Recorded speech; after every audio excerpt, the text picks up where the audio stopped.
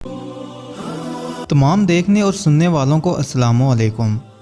नाज़रीन कराम, आज की इस वीडियो में हम उन नबी की बात करेंगे जिनको एक मछली ने निगल लिया था और वो उस मछली के पेट में 40 दिन तक कैसे ज़िंदा रहे।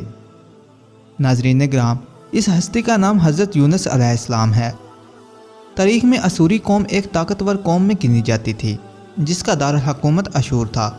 उस ज़माने में दरियाए दिजला के किनारे एक नीनवा नामी छोटी सी बस्ती थी।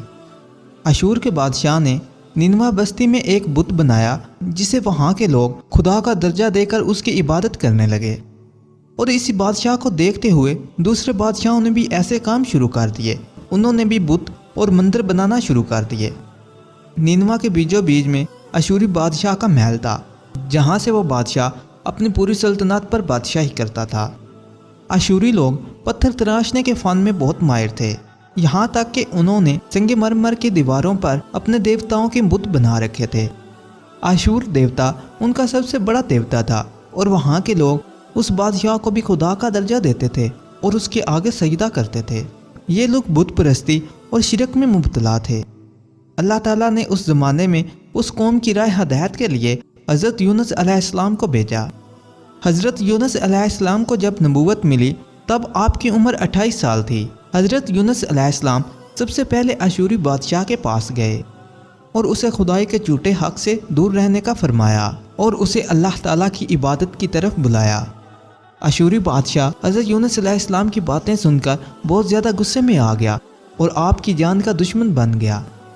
लिहाजा हज़रत यूनुस अलैहिस्सलाम नीनवा के लोगों के पास गए और उन लोगों को सीधी राह पर लाने की कोशिश की और उन तमाम लोगों को तबलीग की दावत दी।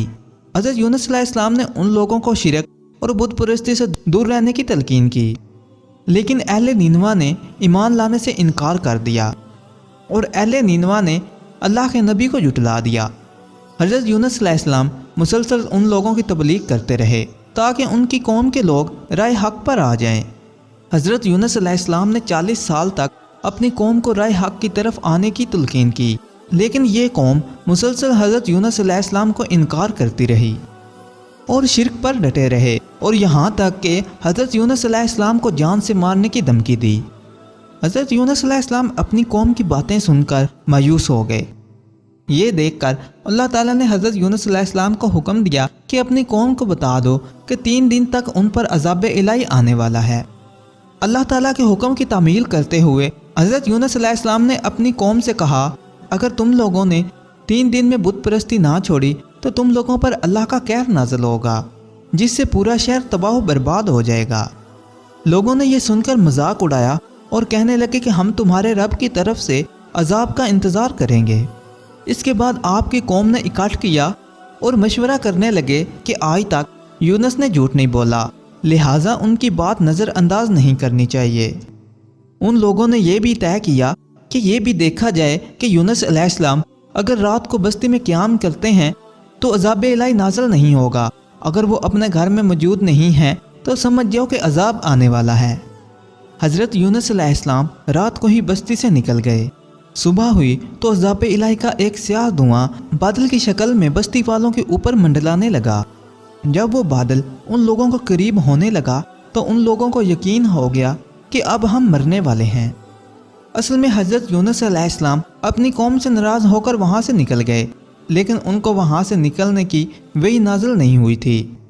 हज़रत यूनुस अलैहिस्सलाम अज़ाब की इत्तला देकर अल्लाह के हुक्म के बिना ही वो बस्ती छोड़कर चले गए।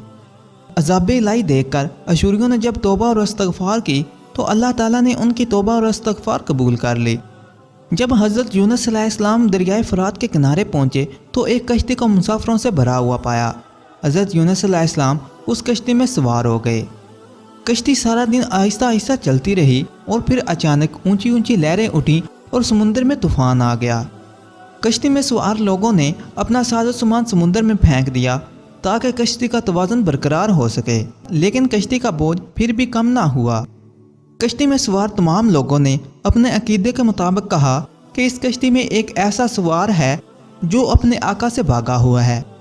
हज़रत यूनुस अलैहिस्सलाम को थोड़ी सी भनक पड़ी कि अल्लाह ताला मुझसे नाराज़ हैं। मैं अल्लाह ताला के हुक्म के बिना ही वहाँ से निकल आया। हज़रत यूनुस अलैहिस्सलाम ने अहले कश्ती से कहा कि मैं ही वो ग़ुलाम हूँ جو اپنے آقا سے بھاگا ہوا ہے۔ لوگوں نے قرآن اندازی کی تو تینوں بار حضرت یونس علیہ السلام کا ہی نام نکلا۔ تو پھر مجبوراً اہل کشتی والوں نے حضرت یونس علیہ السلام کو سمندر میں پھینک دیا۔ اسی وقت اللہ تعالیٰ نے ایک بڑی سی مچھلی کو حکم دیا کہ حضرت یونس علیہ السلام کو نگل لو، لیکن یہ تمہاری خوراک نہیں ہے، ان کو ایک آنچ تک نہ آئے۔ مچھلی نے حضرت یونس علیہ السلام کو نگل لیا۔ مچھلی کے پیٹ کے اندر حضرت یونس علیہ السلام نے دعا کی اور اللہ سے مغفرت کی طلب کی۔ روایتوں میں آتا ہے کہ اگر حضرت یونس علیہ السلام توبہ استغفار نہ کرتے تو قیامت تک وہ مچھلی کے پیٹ میں ہی رہتے۔ اس کے بعد اللہ تعالیٰ نے مچھلی کو حکم دیا کہ یونس علیہ السلام کو دریا کے کنارے اگل دو۔ روایتوں کے مطابق حضرت یونس علیہ السلام 40 دن تک اس مچھلی کے پیٹ کے اندر رہے۔ مچھلی کے پیٹ کے اندر رہنے سے آپ کا جسم ایسے ہو گیا تھا جیسے ایک پیدا شدہ بچے کا ہوتا ہے۔ حضرت یونس علیہ السلام بہت ہی کمزور ہو گئے تھے۔ اس کے بعد اللہ تعالیٰ نے دریا کے کنارے ایک بیلدار درخت اگایا۔ روایتوں کے مطابق وہ بیل کدو کی تھی، جس کے ذریعے حضرت یونس علیہ السلام پر سایہ ہو گیا۔ اس کے بعد اللہ تعالیٰ نے ایک جنگلی بکری بھیج دی جو کہ دریا کے کنارے سے گھاس کھاتی اور آ کر حضرت یونس علیہ السلام کو دودھ پلاتی، اور یہاں تک کہ حضرت یونس علیہ السلام تندرست ہو گئے۔ اس کے بعد حضرت یونس علیہ السلام نے اس درخت کے سائے میں جھونپڑی بنا کر رہنے لگے۔ ایک دن حضرت یونس علیہ السلام کی قوم حضرت یونس کو ڈھونڈتے ہوئے اس دریا کے کنارے پر پہنچ گئی، اور آخر کار انہوں نے حضرت یونس علیہ السلام کو دیکھ لیا، اور تمام قوم نے حضرت یونس علیہ السلام کے ہاتھ پر بیعت کر لی اور اسلام قبول کر لیا، اور اسی کے ساتھ اللہ تعالیٰ کے آگے توبہ اور استغفار کرنے لگے۔ اس کے بعد حضرت یونس علیہ السلام دوبارہ نینوا چلے گئے اور وہاں پر رہ کر اپنی قوم کی رہنمائی کی۔ حضرت یونس علیہ السلام کی باقی زندگی نینوا میں ہی گزری اور وہیں پر آپ کا انتقال ہوا۔ پیارے دوستو، آپ کو آج کی ویڈیو کیسی لگی؟ اپنی رائے کا اظہار کمنٹ باکس میں ضرور دیجیے گا، اور اگر آپ کو اس طرح کی اسلامک ویڈیو پسند ہیں تو ہمارے چینل کو سبسکرائب کرتے ہوئے ساتھ موجود بیل کے آئیکن کو دبا لیں، تاکہ اس طرح